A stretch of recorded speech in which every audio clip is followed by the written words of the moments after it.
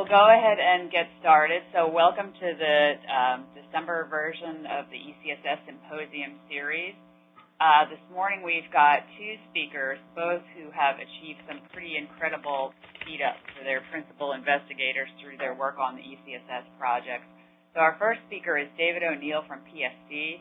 He's going to talk about his work with SHAWN on computational exploration into population-level disease spread using agent-based modeling. So agent-based modeling is something really exciting and relatively new to supercomputing, I would say. And SHAWN's done some really nice explorations in this area. Dave's going to talk to us about some of the speed-ups that he's done that were able to reduce a 100-day simulation from 96 hours to 3 to 4.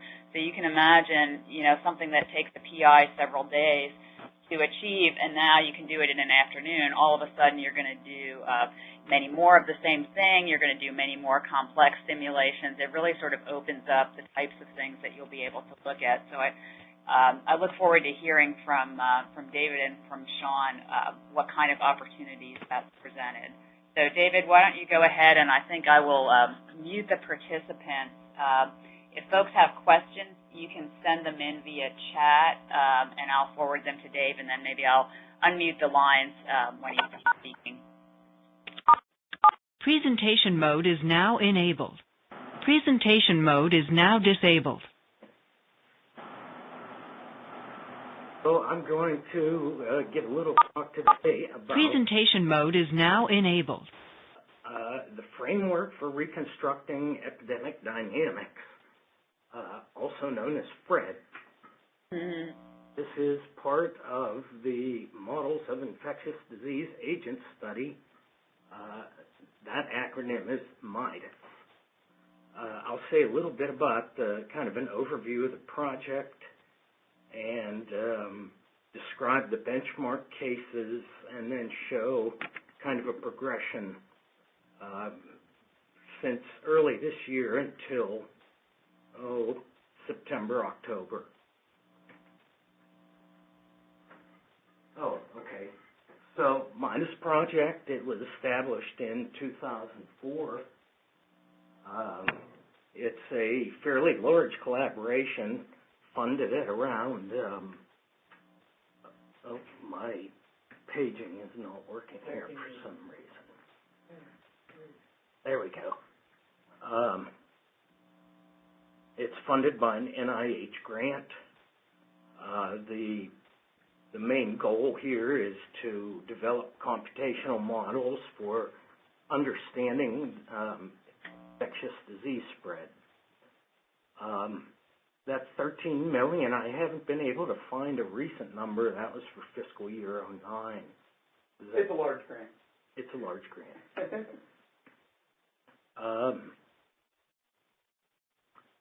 The University of Pittsburgh is the host of National Center of Excellence.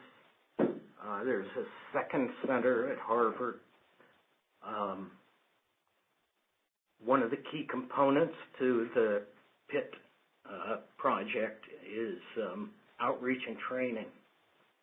So, we want to promote this model for others to use and improve upon it as time goes along. So the framework for reconstructing epidemiological dynamics, FRED, named after Fred Rogers. This is an open source agent-based model. I think SHAWN was the original developer of this code. John Greffen's at Oslo. Okay. The University of Pittsburgh Public Health Dynamics Lab is the primary developer, and the collaboration involved PSC and Carnegie Mellon. There are a good number of people. It was hard for me to try to count how many are around the Pittsburgh area. Seems like, 30 maybe? Mm-hmm. And FRED uses synthetic population data. This is provided by the government. It's used to capture geographic and demographic distributions for the model. The data incorporates households, schools, workplaces. Of course, the agents are the individuals. There's support for many features that didn't become part of our benchmark test, but I thought it was worth mentioning that it has support for multiple circulating and evolving strains,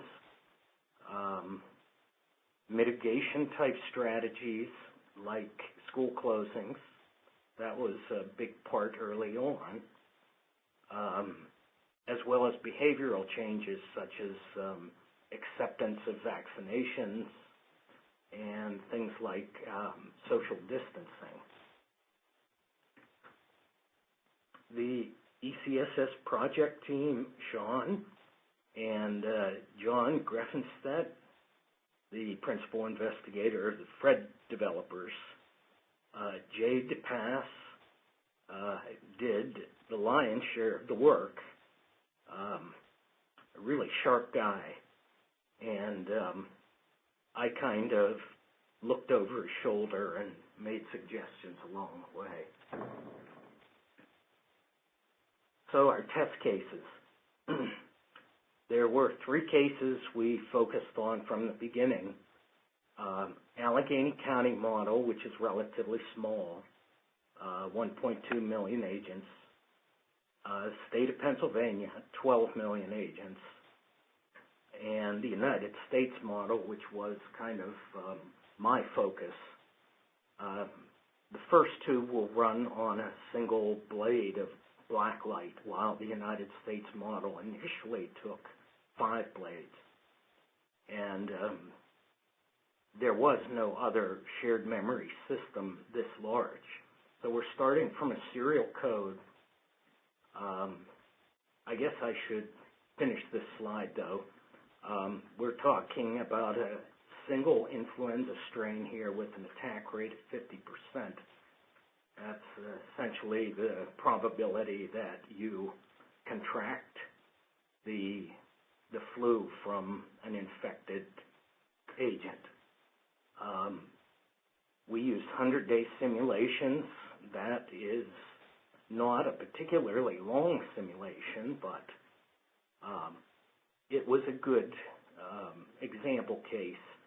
And given that the original code for the U.S. model took nearly 100 hours to complete, that was deemed to be plenty. We weren't sure where we were going to end up. We also ignored births, deaths, population aging, school closures, many features that tend to build out additional memory and additional time. Typically, tests are run that use many simulations. They can be run as stacked jobs or individual jobs on black light. We did some benchmarking with the job stacking, and we almost always found 1 or 2 jobs would end up lagging far behind the others. So it seemed like a reasonable thing to just run individual jobs, more efficient at least. Fred, from the developer, so this is where we began. The U.S. model input files, 17 gigabytes of population data, 274 million agents, and 6 gigabytes of location data. So these are ASCII text files, line-oriented records. Memory usage was over 512 gigabytes, which pushed us onto the 5th blade on blacklight, and runtime 96 hours. So, I started working with the group around December, and my first stab at running Fred was, first I started by playing around with compiler optimizations. There had been numerous bug fixes implemented between roughly February and early April. That is primarily responsible for that runtime improvement right off the bat. We were not quite half, but around 51 hours. And I guess my slides are going to look similar. Where things are changing, I've highlighted them in red. I didn't realize until too late, I guess, there is no highlight feature in PowerPoint anymore. So I just changed text color. So where changes occur between slides, they'll be red, and where things are staying the same, they'll be the dark blue color. So we're working with the same 23 gigabytes of data. I also added scratch RAM disk use. The data is not particularly large. Output is about the same size. And so everything fit, given that fifth blade. So memory usage actually increased in the first pass. But we did get relatively good improvements in runtime immediately. There are two charts here to take a look at. This first one includes curves for U.S. data, which is the green curve on top, Pennsylvania simulation, the red line, and Allegheny County, the blue line. I guess it's important to note here the U.S. model hovers around 1,000 seconds per day and peaks out around 3,600 seconds per day. Timings did tail off at the end, but still we're running around 700 seconds per day as the outbreak was subsiding. So the following chart, this one breaks out the U.S. model into its primary components. The epidemic update, the population update, and the places update. So you see that most of the time was being spent in the epidemic update. We never did quite explain what happened there on day 22 that produced that spike that's in the left quarter of the graph. Some sort of anomaly. It could have been a bug. The other population and places curves were relatively well behaved, and so obviously work began with the epidemic update code. So on next round, we introduced this horde package, which is kind of a threads-oriented memory manager that just drops in, replacing the default malloc. Model data remained the same. Memory usage, I backed out scratch RAM disk because the I.O. part wasn't, there wasn't much of a gain due to the I.O. part. So memory usage fell back to the original 540 gigabytes. We did the horde preload. That made a significant difference. A set of runs were done that showed the combinations, the GNU malloc plus scratch RAM disk, malloc, or horde plus scratch RAM disk, and then horde by itself. And the one that it was at least an hour or two faster to just run horde by itself. So now we're down to around 31 half hours. Presentation mode is now disabled.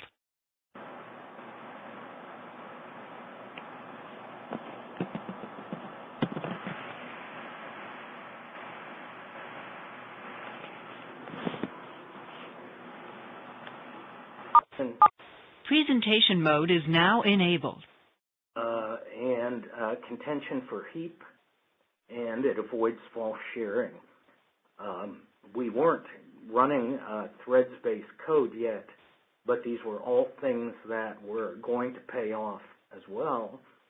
So it was so easy to drop in that that became the first step. Second shot, some data structure mods were introduced, block allocations and such, where initially individual object allocations were performed sort of in line with the logic and not blocked. Horde was left in place, and a nice little library called DSFMT for Double Precision SIMD Fast Mersenne Twister, which is a random number generator.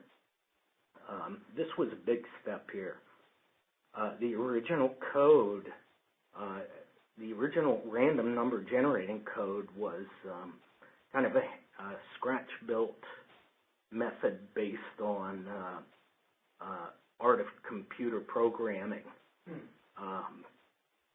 It was generating integer data, and so you had a distribution of random integers that had to be squeezed into a range by division, and also had to be they also had to be cast as doubles. So by introducing the DSFMT library, the code could now generate double precision random number data immediately, directly. It also uses SIMD instructions, so that was a big win. Now we're down to 403 gigabytes in 20 and a half hours. We still haven't introduced OpenMP yet. That happens here. Two things happened at this stage. Another library, Snappy. This is I think it was also called Zippy at one point. It's a Google product, part of their, well, no, I'm sorry, I'm confusing this with another Google product we'll talk about later. Snappy's a standalone thing, has its own website. I can provide any kind of references. I didn't have space on the slides to wedge them in. I guess I should have added a final slide that listed them all. But Snappy is a file compression decompression type utility. What this allowed for is, well, first the little code had to be written that just takes the ASCII input files and compresses them. Got a 3-to-1 factor there. This is why the U.S. model input files are showing as 8 gigabytes now. That's due to the Snappy compression. And then the code is modified to use the kind of on-the-fly uncompress so that it can just read the data, and you can then parse it and do whatever had been done before, but you're reading 1/3 as much data in a block fashion instead of lines of ASCII code. And I guess that's about it for Snappy.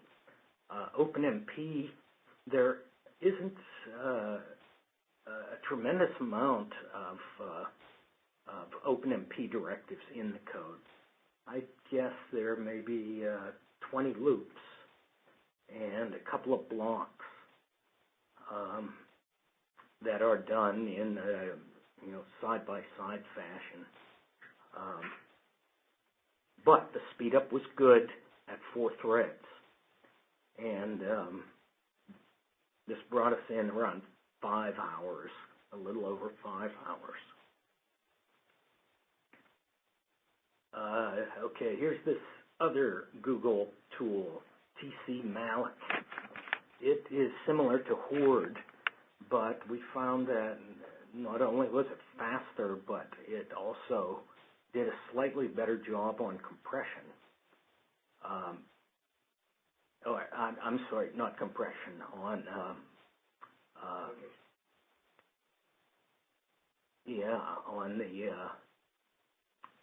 on the efficiency, I guess, compared to Horde. So you got a slightly better ratio. Anyway, TC Malloc, it was also a drop-in like Horde, where you just basically set LD preload in the job file and point to the library, and calls to Malloc and free and so forth reference the TC Malloc version. The DSFMT code, the FASMER-SEND twister code, was also updated. And various improvements, I suppose, reductions in memory usage were kind of an ongoing thing that I suppose is obvious when you see that we're down to 200 gigabytes, 210 gigabytes at this point with TC Malloc, and runtime 4.3 hours, still at 4 threads.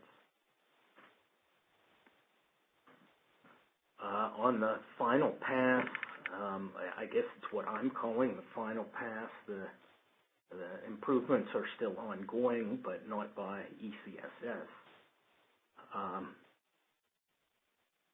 I was able to get more reliable, more reproducible timings by moving away from the Luster file system on Blacklight and use local disk. A couple of large local disks were added to each of the compute nodes a few months ago, and didn't result in a huge improvement in I/O times, but it did even the timings out, which was a nice thing to have. Dynamic scheduling was introduced. So I guess specifically what occurred was in the OpenMP loops, schedule runtime was added so we could play around with different settings for the scheduling. And in the end, dynamic performed best with a chunk size of 10. And although this run, the 3-hour run, was at 16 threads, it doesn't scale very well past 4 threads. So there's still a fair amount of work to be done, I'd suppose. And I could see another halving, I think, of the timings within a month or two, maybe a few months. So some charts. These are the kind of final equivalents of those initial charts, where that U.S. line had been hovering up around 1,000 and peaking at 3,600. Here we see that it kind of runs along at maybe 40 seconds per day and peaks at maybe 300 seconds per day. Huge difference. You'll notice those kind of teeth marks, I guess, in the U.S. curve. Those are from something they call the weekend effect. Since on weekends schools are not populated and most offices are not, well, maybe not most, but many offices are not fully populated, then every 7 days there's a 2-day drop in, well, we'll see where that stems from on the next slide. We see the same little drops in the epidemics update. So, the point is, I guess, that over the weekends, you don't get the same type of disease spread rate that you do during the weekdays. And this shows that 30 seconds, almost all the time, is sitting in the epidemic update still. That's kind of hard to get around that. The places updates are negligible, and population updates still look good. They show the same characteristics they did before, but at a better rate. So to summarize, the input file size was reduced by a factor of 3. The wall time was reduced by a factor of 32. Memory was reduced by a factor of 2.5. That was very important because it meant that you didn't need 5 blades anymore to run these simulations. You could get by with 2. And that yielded a huge change in the job charges from 7,000 odd service units down to just 96 service units, an 80-fold improvement. And that's about it. Presentation mode is now disabled. David, thank you very much for a very interesting talk. Those are quite some amazing speed-ups that you were able to achieve. I think Sergio, as the person who started up the web conference, may be seeing more of the questions from the audience. I don't see any questions. Okay, I see just one from Suresh that was broadcast to all of us. Suresh asks, how does FRED compare to popular agent-based modeling tools like Repast, HPC? So there's a code called Repast, and maybe this is something that Sean is familiar with if he's still on the line. Yeah. Sure, I can certainly address that. So, yeah, actually, as part of the MIDAS network, we work with Chick McCall and Michael North, who are the main developers of the Repast tool out of Oregon National Labs. Repast is a far more general purpose agent-based modeling tool than FRED. FRED is specifically designed for looking at infectious disease spread through populations. Repast is really a nice piece of software that's developed to allow people to develop pretty much any kind of agent-based modeling tool that they would like. And one should be cautious about comparing performance between agent-based modeling tools because the performance is going to be greatly dependent on what you're actually modeling. So, for instance, things like Repast HPC are really good for, say, signal processing agent-based models or network models where they have lots of work for every single agent in the system to do, and the work is much more balanced.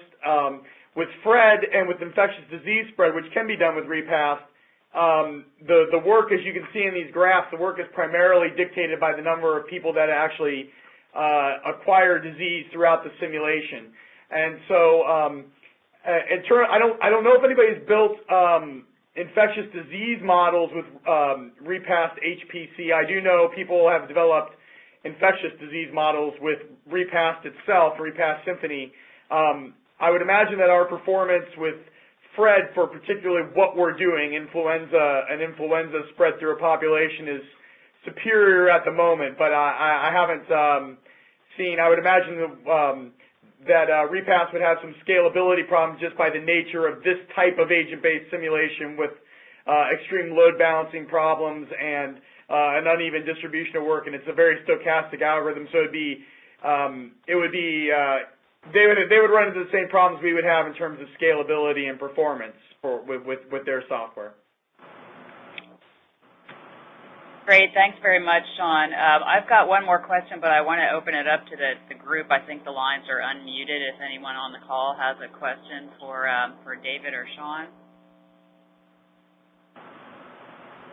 Yeah, very nice work. I mean, I think the reduction in the CPU use as well as the turnaround, I mean, that was pretty significant too. So that says with the same allocation, all of a sudden you can run many more simulations or more complex simulations. What kinds of things are you looking at now, Sean, as a result of this greatly reduced turnaround time? Well, I think the primary use and vision for FRED is to actually increase the level of complexity of the agents in the model. So the software itself has what we would refer to as fairly fat agents in terms of memory and characteristics, because the types of problems that people are using the software for, or they want to look at behavioral modeling, which will, they want to understand what are the determinants of why people are compliant with vaccines, and how different behavioral effects can actually help to either help or hinder the spread of disease through a population. The other key thing that this provides us is I'm working on another project that's an NIH R01 grant called Apollo, which is to develop sort of a central cyber infrastructure for decision-making with agent-based modeling tools, and bringing the runtime down for this, where we want to be able to do things like fit surveillance data through the use of sort of Monte Carlo sampling techniques. Having these models be much more efficient in real time allow us to do much bigger explorations of that space, as well as to give decision makers a more real-time capability of running the models in novel situations. Great. Thank you very much, Sean. Okay, thank you for the talk, David.